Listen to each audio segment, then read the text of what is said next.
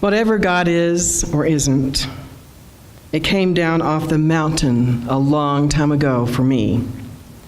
And it was never even on the mountain, nor was it ever far away, somewhere way up there beyond the sky in heaven. Even though in Sunday school, that's where I was told that he, because it was definitely a he, lived way up there. We here this morning, by and large, were all born after the First and Second World Wars, the events that first flattened religion in more than one way. Religion, Western religion especially, began to change and diminish after those horrors. God did not step in and save the millions of young men. God did not intervene in the Holocaust. God was dead, Nietzsche said, and so he was. But it was the God of the last 1,000 years or so that was gone. It was not the end of mystery, wonder, awe, the sacred, or the holy. It's mystery today, and so everything is weird with microphones and sound. I'm going to try this one. So did you hear that? All right.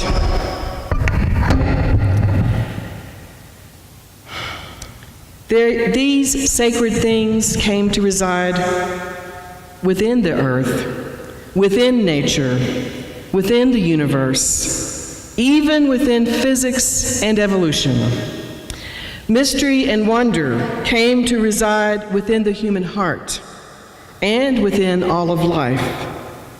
And this form of spirit connection, the interdependent web of all existence, has really always been present, never owned or fully defined by any religion. The three-layered theology of the Christian God and somewhat of the Jewish and Muslim God was flattened, especially after World War II. Religion writer Diana Butler Bass says, "For gone was the worldview of heaven above in all its glory, the mundane earth filled with sin and lowliness in the middle, with the third lower level, the burning fires of hell." It wasn't simply science that killed this God and this worldview. It was seeing hell on earth, the evil that can be caused human against human.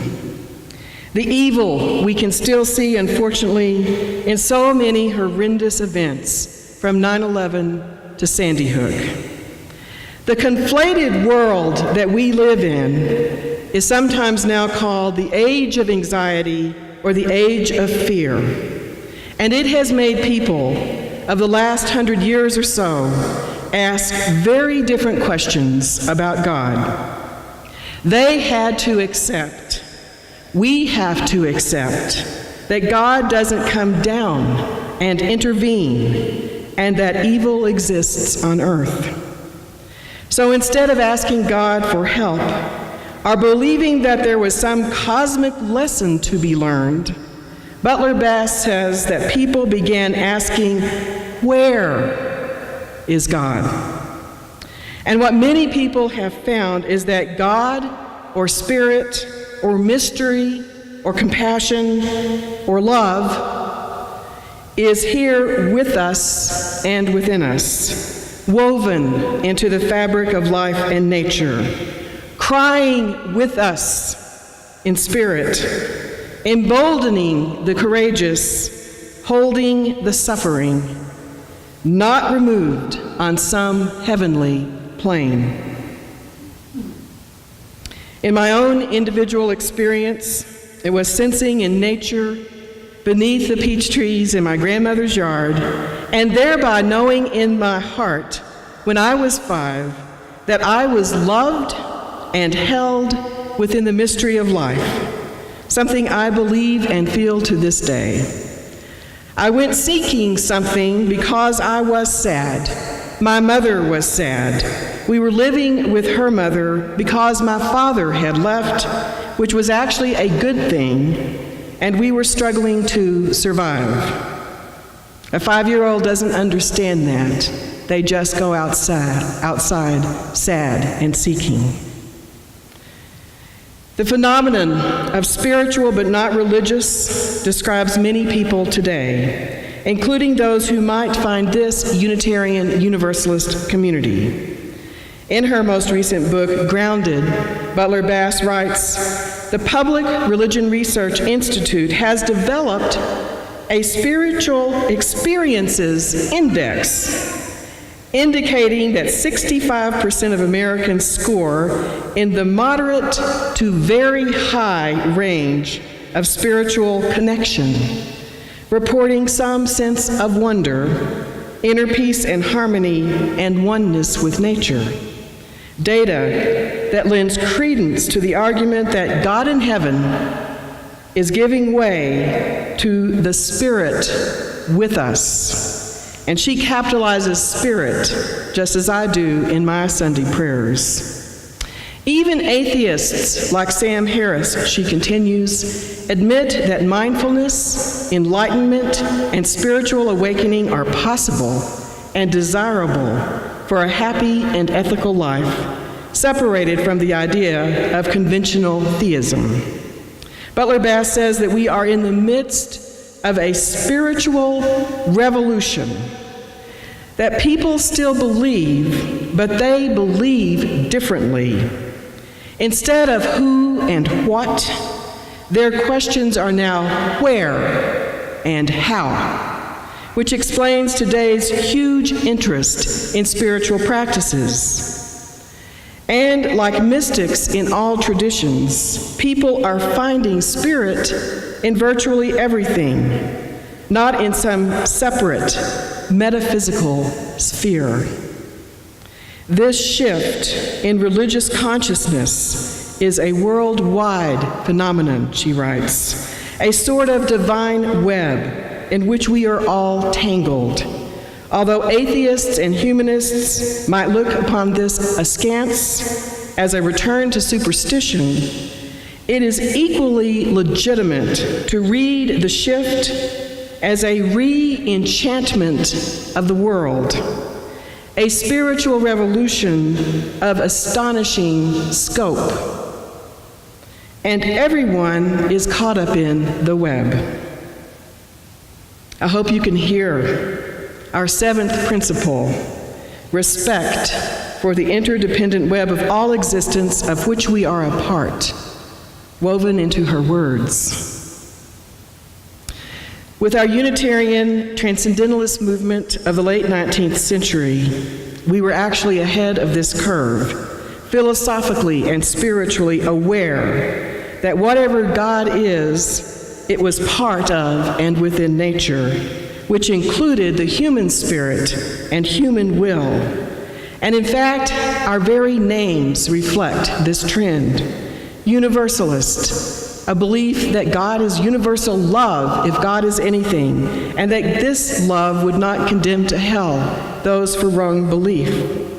And Unitarianism, the idea that everything is a oneness, a unity, something so great that we can hardly imagine it. That is our spiritual heritage. These ideas, of course, and if you've come to some of my classes, you know, they are mystic. Mostly because, as scholar Elaine Pagels would point out, anybody can experience them. And so they have often been seen as heretical to orthodox beliefs and creeds, and a threat to the religious powers that be. Finally, Butler Bass finds that you cannot revive a God for a world that no longer exists. And venerating a God of a vanished world is the very definition of fundamentalism. Hence, the great suffering and pain being inflicted still in the name of religion upon millions across the planet. So are you with me? Do you see how we are part of a different time and have a different world view? Do you see how the three-tiered realm of old has been flattened into this earthly plane, but which also now includes the whole universe? Do you wonder how mystery and a sense of awe might re-enchant your life? Can you learn to trust mystery, wonder, and awe, not by giving them definition? Can you recreate the sacred in our world and find the holy within? Know that, along with evil, the human heart is capable of so much beauty and love.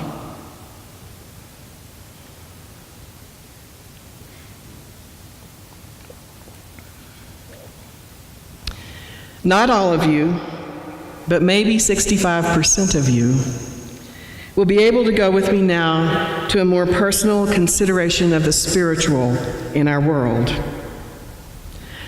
What was that spirit feeling that literally saved my heart when I was little? Why did I know that I was loved and held by something greater than my small self? Mystic spirituality is based upon individual experience, something definitely not trusted by Orthodox faith. For if I can have a spiritual experience, then truly anyone can. This means you don't necessarily need priests and mediators between yourself and spirit might enter your heart without any help from religion. Remember that Butler Bass is writing as a Christian within the Christian world. And she does say that this does not mean that we no longer need congregations, worship, and communities. It means, though, that how we are together needs to change, just as we have been working on here at Prairie. We want to create a safe and sacred space for absolutely everyone, so that your heart, young or old, your soul and mind might find peace and harmony, that you might feel your heart grow with compassion and care, that you might imagine the boundaries that separate us breaking down, so that we begin to see to the heart of each person, including ourselves, see all the way to each person's inherent worth and dignity, no matter what they may believe or profess. To be clear, this journey is not about accepting evil or hatred, accepting that into our midst. It is about the human heart and mind developing love and fighting the evil within. It is the journey toward the good and positive side of our natures and of all life. My personal journey as a minister has been to try to understand the layers of my own ego that keep me from being my best self and that keep the sacred space hidden from within me. As the Apostle Paul said so long ago, I do not understand what I do. For what I want to do, I do not do. But what I hate, I do. Why? I know I can do better. be true to my inner self. And so each day I practice those things that might help: prayer, silence, meditation, reading, mantras on kindness. Because I have touched the mystery before, and because I have felt awe in many experiences of my life, from the birth of my daughters to the sailing of my soul, looking out over an ocean, from falling in love with my husband to the giddy flight of heart, walking high up on Guanella Pass, I continually still seek the mystery. And I now seek to find that mystery in everyday life and in everyday moments. From my studies of the spiritual side of the Enneagram, which is a theory of 9 different personality and spiritual styles, with each having its own particular internal stumbling block, I seek wholeness within. I didn't know if I would confess this or not, but my stumbling block is pride. A nearly daily practice at the end of my yoga is to relax the best I can every part of my body, focusing finally and last on my heart center. And I imagine breathing in healing to my heart and breathing out healing. Breathing in compassion and breathing out compassion. Breathing in beauty, breathing out beauty. Breathing in peace, breathing out peace. And finally, breathing in being, breathing out being. Imagining the inner spark of my soul full of being, spirit, and touching the great web of being that exists also outside of me. In Dave's Beatles song, After Candles of Community, there were these words: "Yet you may see the meaning of within. It is being, it is being." Being beats within my heart, soul, and mind, and connects with the greater being of all things. It is a movement, not a thing, a verb, as we have said before, not a noun. I have come to trust this tiny connection with mystery so that I might be better grounded in my life in the world. And I have come to know that the existential sense of aloneness and loneliness within the human heart, that same incredible sadness within me as a little girl that found that moment of wonder so long ago, is also where there is this small pore or spark of connectedness, a small piece of being within that is part of all. The good news is that all you have to do, all you ever have to feel or know, is that we can simply join hands and create more love between us. More love than we could ever do if we are alone. We can literally grow love and compassion by being community with fellow seekers of all kinds. And we can go out into our world and create ever more love and possibility. Our work for justice and compassion for each person, no matter how small it is, still grows care and love. Our faith is in life and in the power of the human heart. We may know or have felt the spirit that cannot be named, as the Taoists say. We may know a bit of the mystery of life, and we can trust that it is a positive force, luring us toward the good, as the great theologian Alfred North Whitehead once said, luring us toward the good. We have reason to hope. We are the children and inheritors of this age of anxiety and fear, but we are also those who are called to reshape our world, those who can become part of this new spiritual revolution. Amen.